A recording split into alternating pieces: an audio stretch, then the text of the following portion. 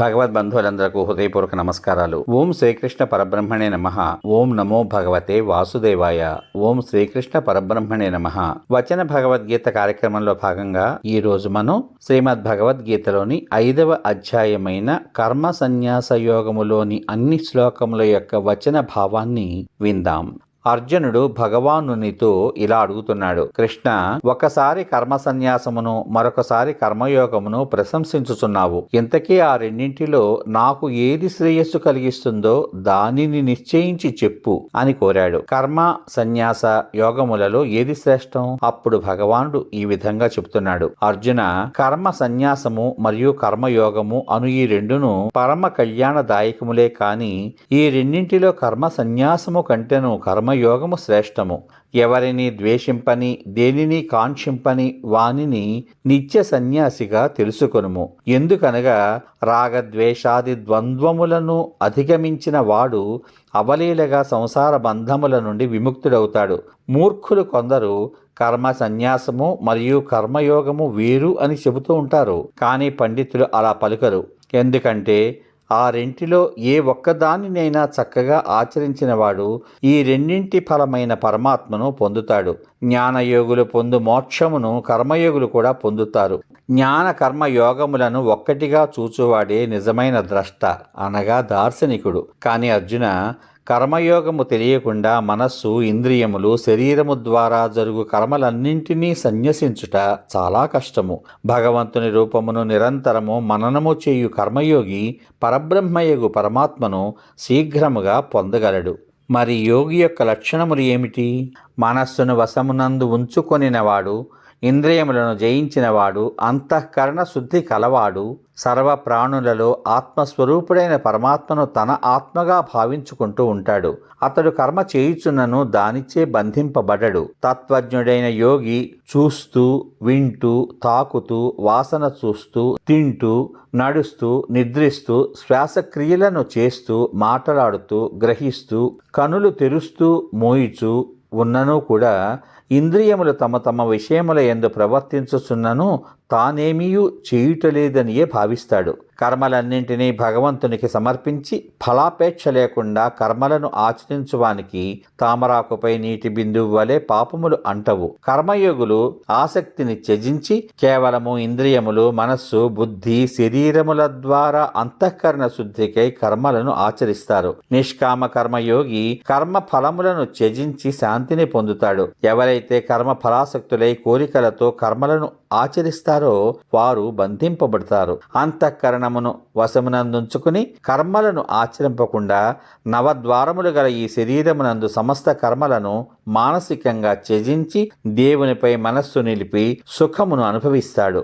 అసలు పరమేశ్వరుడు మానవుల యొక్క పాపములలో గాని పుణ్యములలో గాని భాగస్వామి కాడు. జ్ఞానము అజ్ఞానము చే కప్పబడి ఉండుట వలన జీవులు మోహంలో పడుతున్నారు. కానీ వారి అజ్ఞానము పరమాత్మ జ్ఞాన ప్రాప్తి ద్వారా తొలగిపోతుంది. అప్పుడు వారిలో జ్ఞానం సూర్యుని వలె ప్రకాశిస్తుంది. పరమాత్మ యందే నిరంతరం మనోబుద్ధి కలవారై జ్ఞాన సాధనతో పాపరహితులై పునర్జన్మరహితమైన పరమగతిని పొందుతారు. ఇక సమదర్శన యోగము. జ్ఞానులు విద్యా వినయ సంపన్నుడైన బ్రాహ్మణుని యందును, గోవు, ఏనుగు, కుక్క మొదలగు జంతువుల యందును, చండాలుని యందును సమదృష్టినే కలిగి ఉంటారు. ఎవరి మనస్సు సమభావస్థితి కలిగి ఉంటుందో వారు ఈ జన్మయందే సంపూర్ణ జగత్తును జయించిన వారవుతారు. పరమాత్మ దోషరహితుడు, అందరినీ సమానంగా చూసేవాడు. జ్ఞానులు సచ్చిదానంద ఘన పరమాత్మ యందు స్థితులు కనుక వారు త్రిగుణాతీతులు మరియు జీవన్ముక్తులు.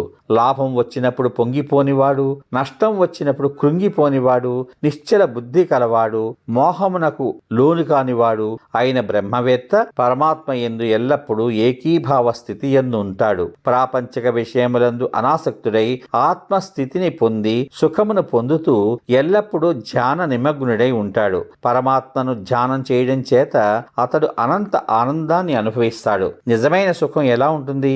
ఇంద్రియముల ద్వారా లభించు భోగములు సుఖముగా అనిపించినను అవి నిస్సందేహముగా దుఃఖములకు కారణమవుతాయి. అవి ఆది అంతము కలవి, అనగా అనిత్యములు. కావున అర్జున, వివేకము గలవాడు వాటి యందు ఆసక్తుడు కాడు. ఈ శరీరమును విడువక ముందే కామము, క్రోధము, ఉద్వేగములను అదుపులో ఉంచుకొన గల సాధకుడే నిజమైన సుఖి మరియు యోగి. అంతరాత్మయందే సుఖించువాడును, ఆత్మయందే రమించువాడును, ఆత్మజ్ఞాని అయిన యోగి పరమాత్మయందు ఏకీభావ స్థితుడై బ్రహ్మమును చేరుకుంటాడు. పాపరహితులను, జ్ఞానముచే సమస్త సందేహములు తొలగిన వాడును, సర్వ ప్రాణుల హితమును కోరువాడును, మనస్సును పరమాత్మయందు లగ్నము చేసిన యోగి బ్రహ్మ నిర్వాణమును పొందుతాడు. కామక్రోధములను వదలి ఆలోచనలను జయించి పరమాత్మ సాక్షాత్కారము పొందిన జ్ఞానులకు అంతటా పరమాత్మయే కనిపిస్తూ ఉంటాడు.